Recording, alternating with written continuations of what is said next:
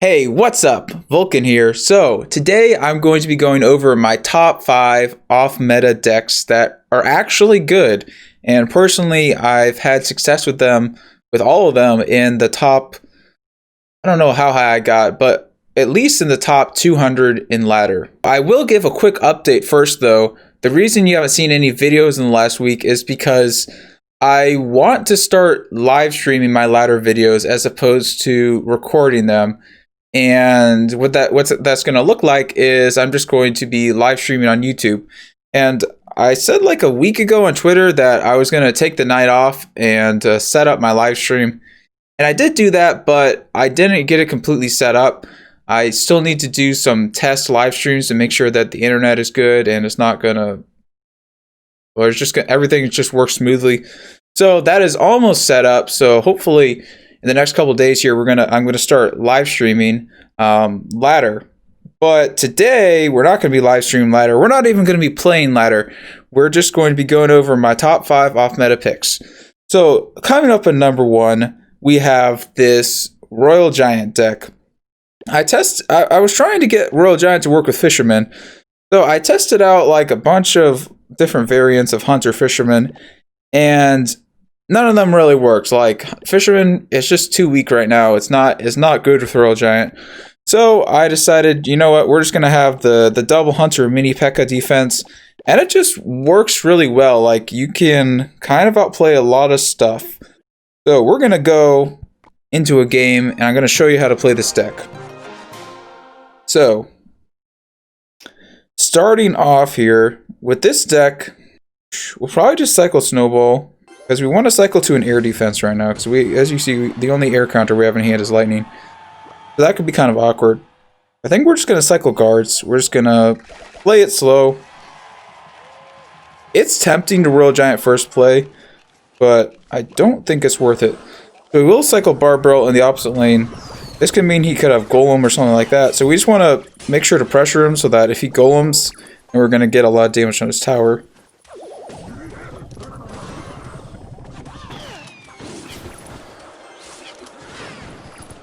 So he has Giant. I think he has Giant.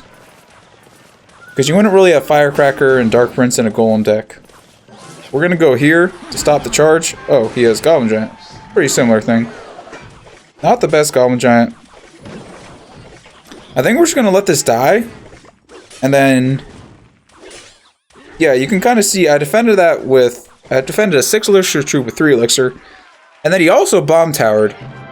And that mini P.E.K.K.A was down like I was up Elixir before that, so this means I have like at least a 4 Elixir advantage. So we're just going to Royal Giants in the back. That's what you're doing a lot of times in single Elixir with Royal Giant, if you have an Elixir advantage.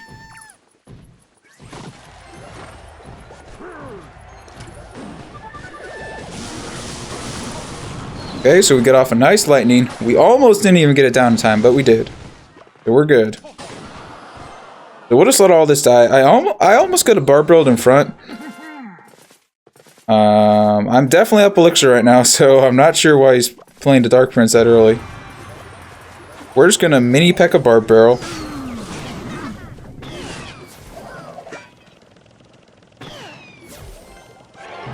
I think we'll just go... Did that die? Activate our King Tower real quick. The Firecracker is good. The only problem is that it just activates King Tower so easily. We get off a nice lightning again. He almost lightning blocked us, but he didn't.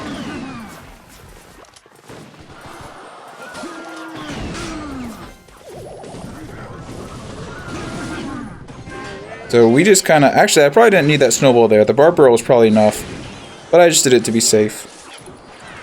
So now, I mean, we have a counter push and Mega Minion, so we might as well attack. Usually you can go with a counter push and Mega Minion. And he gets us lightning value again.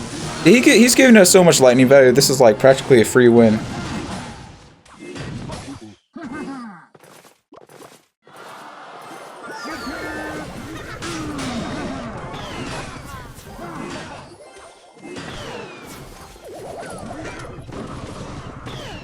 We can't really stop that firecracker yet because it hasn't crossed our side yet. So I could probably just lightning cycle him, but we're just going to roll giant at the bridge anyway. And I'm guessing we're going to take the win because he can't do anything to stop this. Yep, there we go. So, good game. We'll hit him up with the ho ho ho ho emote. My favorite emote in the game. Because only 100 people got it. But honestly, I think it would be my favorite emote in the game anyway. It's just funny. Like, listen to this. It's like he's Santa Claus or something, but it's not even Christmas time. Like, I don't know why they came up with that sound effect, but it's pretty funny. So this next deck is going to be Hog. And you know, Hog has a special place in my heart. Just because it's fun to play, honestly. It's not really even that good in this meta, but I just think Hog is a lot of fun to play.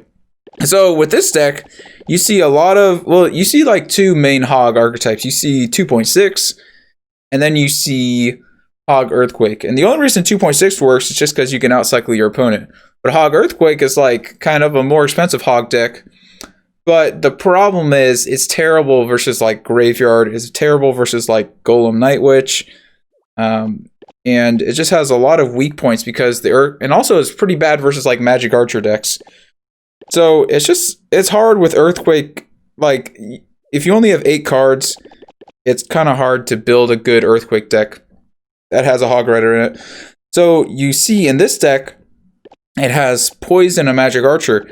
And the Poison is really good because it can kill like enemy Magic Archers and it can stop Graveyards, which are a big weak point for Hog usually. And then the Magic Archer here is kind of like a replacement Earthquake or a secondary Wing Edition because the Hog is not going to be enough to break through by yourself. So you have to use offensive Magic Archers in order to win a lot of matchups. So we'll go into another game and I'll show you how to play this one. So starting hand here. Also, like, don't try bats instead of Mega Minion. Mega Minion is kind of necessary, otherwise you're going to get destroyed by Magic Archer decks. So starting off here, we'll probably, we'll go Magic Archer. I was just waiting a little bit, but I was going to Magic Archer over Mega Minion there. Just because Mega Minion is so easy to stop on defense. It's more of a defensive card, and Magic Archer is more of like an offensive card. So I guess we'll just go there. Kind of an aggressive Royal Giant by him. I think we'll just Hog in front of this. Like, we were kind of even on Elixir there. And I had that kind of pushing Magic Archer, so I kind of just wanted to Hog. Get a nice Valkyrie here. So that's pretty good. You notice with Hog decks, it's okay to Hog on low Elixir, as long as you're not down Elixir. So we're actually just going to activate our King Tower here. This is the reason, when you're playing a Firecracker deck, you can't just cycle Firecracker like randomly. You have to have a reason to cycle it. And that's why I tried out so many Firecracker decks, and it was just so annoying because every time the King Tower would just get activated, and then I would just lose because, you know, they just had that much extra defense. So I think we're going to actually go Mega Minion Hog here. Kind of awkward. Normally I want to go like this aggressive, but I am up Elixir because he Fireballed. I would have preferred to like play a Valkyrie or a Magic Archer low or something. But I kind of had a weird hand, so I think that was the play. We'll just take the chip damage. And we'll play a Valkyrie. I kind of leaks a little bit because I just want to make sure he isn't protecting this princess.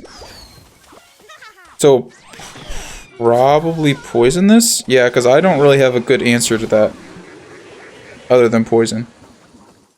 So let's play Skeletons. Probably play a high Magic Archer. Playing it here because he has Rocket. You never want to give your opponent like spell value with your Magic Archer.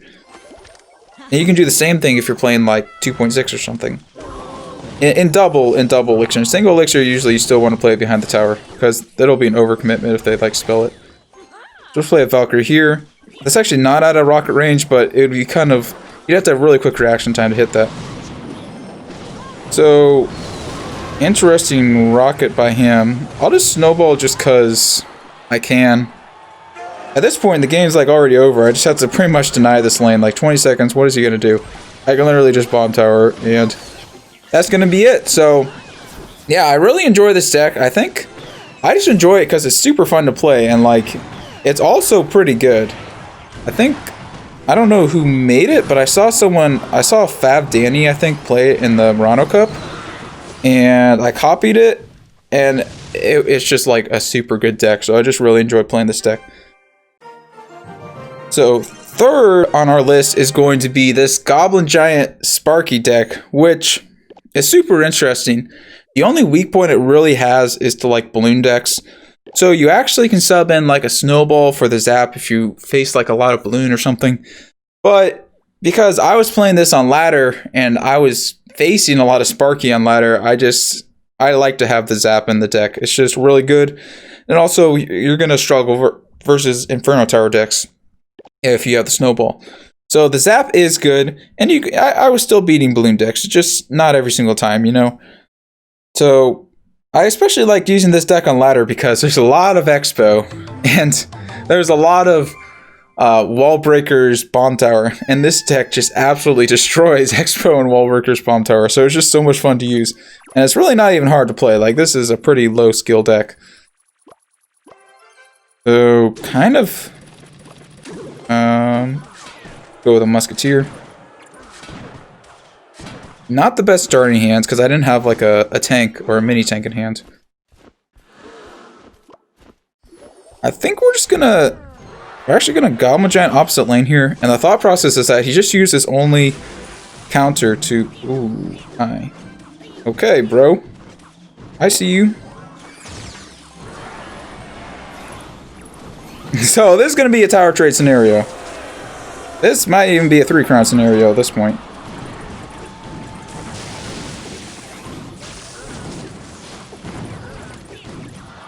Wow. We face the only deck that's like impossible to beat, balloon. Nice. That's the problem. I had such an awkward hand there. It was like either I Sparkied opposite lane or a Goblin Giant at opposite lane. Ooh, that is rough.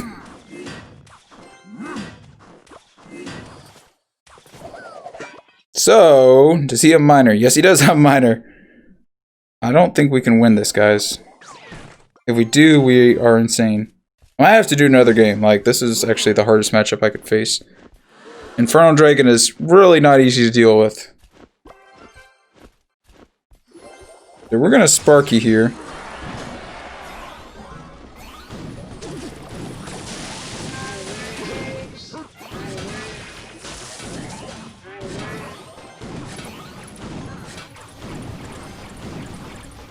Dang. He could actually just balloon to the bridge and win now. So unless we 3-crown him right here, we're screwed.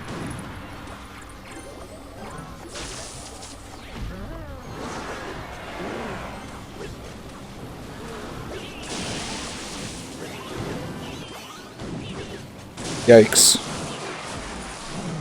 Okay, we're just gonna give up. I kid you not, this is the one deck in the game you would not want to face. Like I literally said, this deck struggle versus balloon cycle. And we do, man. I mean, we can look back at that. I think I could win this matchup, but I think I had a really like awkward cycle to win it. So here, I probably should have just zapped that way to just cycle to like a better card.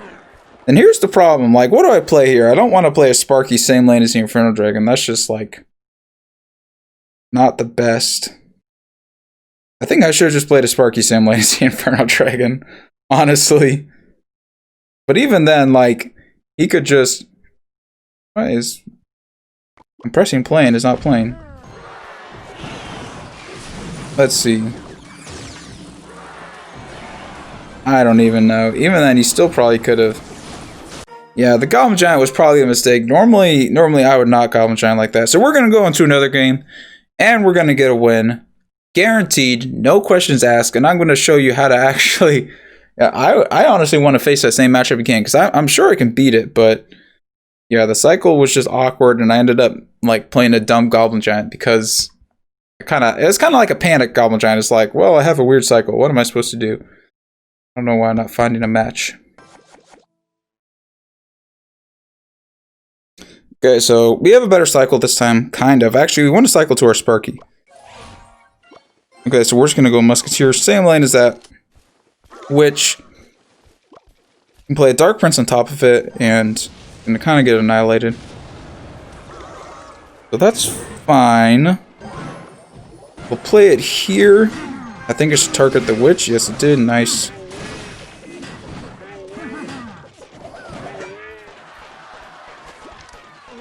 So this is good for us. We're going to have a positive elixir advantage now.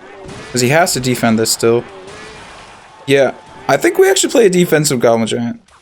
Like, if I play bats, they're just going to die to the princess, so... And then this will also kill the princess, which is kind of nice. We won't overcommit on this. We're just going to let this die now. It'll even get... Did I potentially could have zapped there and would have been worth it, but I'm just going to play a Sparky instead.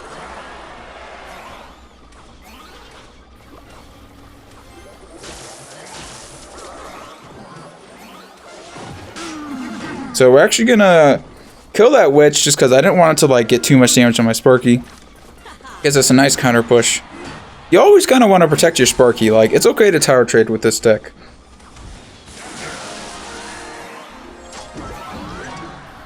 Or it's okay to even like sacrifice some damage on your tower to protect your Sparky. So let's go with a mini P.E.K.K.A here. Play it kind of low. We don't really need to defend that skeleton army. Not the best fireball. I think we do this.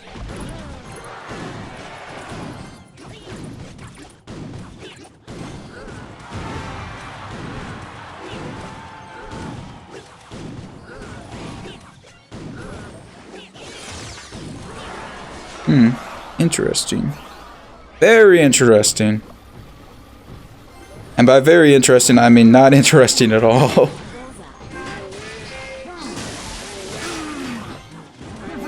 I almost don't even need to zap that, but we will anyway.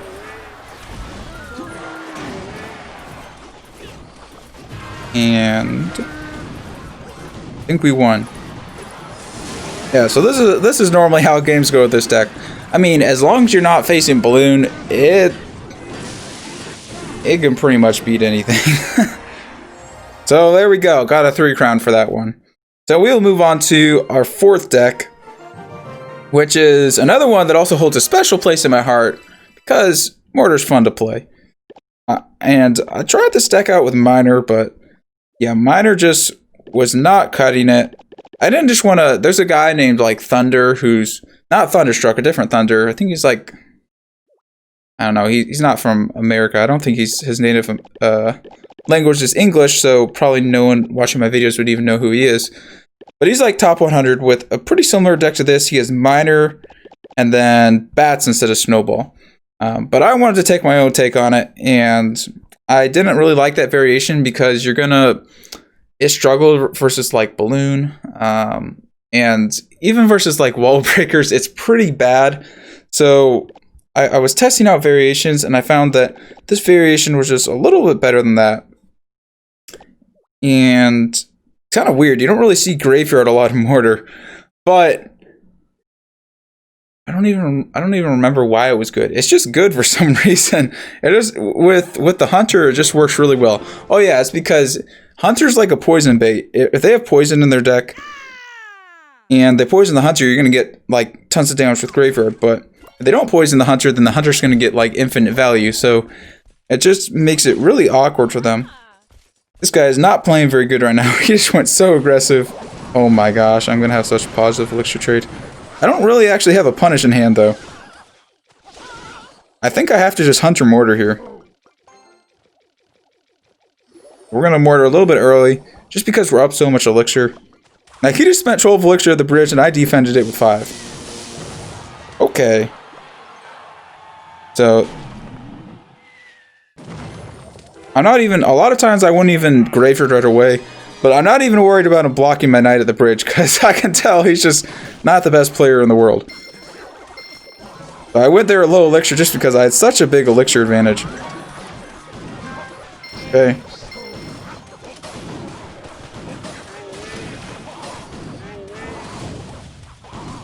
Wow, did I 3-crown him? We almost 3-crowned him. Oh my gosh, this guy is relentless with the spam.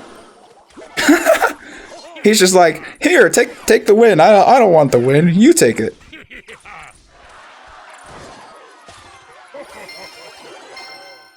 And he played that Mortar at such low elixir. Oh, I mean that tombstone. I could almost mortar here. I think I would hit the tombstone if I did though, so I'm not going to. Instead, we're going to wait till 10 elixir.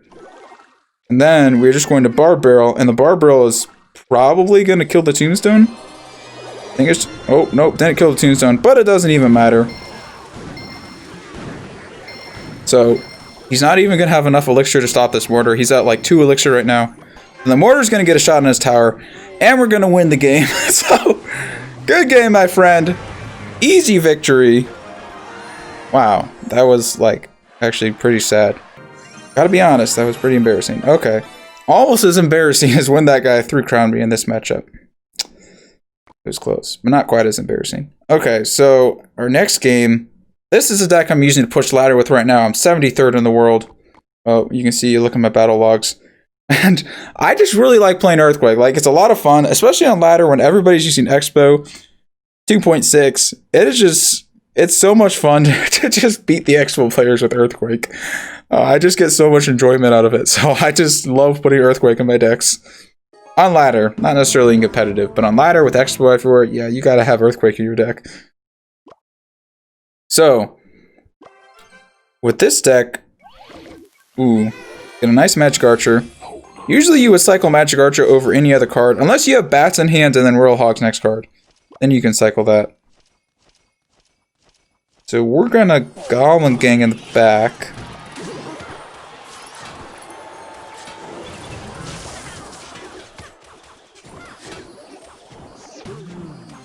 He kind of went aggressive there, so we're just going to go with the Royal Hogs on the counter push. Because I think he overcommitted. I also have Fisherman, which is a really good, like, cheap defense. If he had, like, if he Mega-Knighted those Royal Hogs or something, it looks like he could potentially have a Mega Knight deck. Then I can just easily defend that Mega Knight with Fisherman. And you probably wouldn't have enough elixir to support it because he overcommitted. So that was okay to go, like, super aggressive there. Only because he went aggressive first. So we'll probably just Magic Archer in the back. Good to cycle a lot of Magic Archers, and yeah, as I said, I think he's Mega Knight. He looks like Mega Knight Wall Breakers. So, again, I do not have the best answer to this, but he didn't even zap that time, okay. So I got like a positive 2 elixir trade from that defense. See what he does here. I'm definitely... Ah! Stupid Fisherman.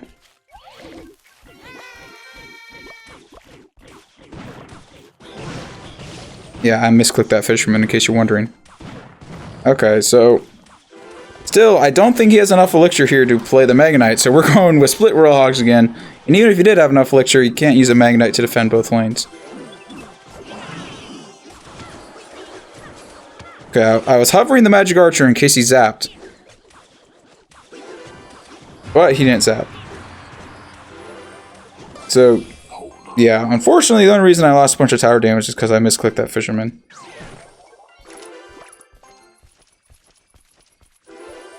I think we'll just go with Fisherman here. And we're gonna Royal Hogs. In case he Magneted at the bridge. Because I Fishermaned. Then the Royal Hogs would take his other tower. This game is... ooh. Dang, that actually worked out so well. What is dude, what is happening with these Mega Knights? Okay, so he probably just split Royal Hogs and win the game. Because he can't Mega Knight both lanes. So one of his towers is going to go. And it looks like it's almost both of his towers. Just prediction Mega Knight here. And GG, my friend. So yeah, important things with that deck is like starting plays, you want to split bats in the back, and then if they don't do anything, you can split Royal Hogs like at the river. Then the other thing is, if you have Royal Hogs next card, what you can do is you can split Goblin Gang first play, and then split Royal Hogs second play. But if you don't have Royal Hogs like next card at the start of the game, I would just go Goblin Gang at the bridge or like Magic Archer in the back, and don't cycle your Fisherman. You want to be saving your Fisherman for defense. And sometimes, like, you can get an awkward hand versus giant decks. So what you can do is... we'll just go into training camp. What you can do if you have an awkward hand, like... this isn't really that bad of a hand, but say you have Royal Hogs, You have Fisherman, Snowball, and Earthquake in your hands. And they have a giant coming down the bridge, or you think they're going to play a giant. A lot of time, like say their giant's coming down the right side, you can kind of play a Prediction Fisherman here and like predict their giant, because you never want to play a Fisherman like same lane as where they might play giant, because then it's just going to pull it to your tower. I don't know if that makes sense, but basically, just be careful with how you play your Fisherman, and it's okay sometimes to leak like a tiny bit of elixir, just so that you don't play a Fisherman that pulls a giant to your tower and loses you the game. So yeah, hopefully you guys enjoyed this video on my top 5 off-meta decks in the game. All these decks are pretty good. I mean, I would, if I hadn't just showed you guys these decks, I would probably use them in competitive. Like, I like all these decks. They're going to surprise your opponents. And they probably won't know what they're facing. So, but yeah, hopefully, I don't know, after this video goes live, they might not be off meta anymore. But I hope you guys enjoyed this video. Thank you for watching, and Vulkan out.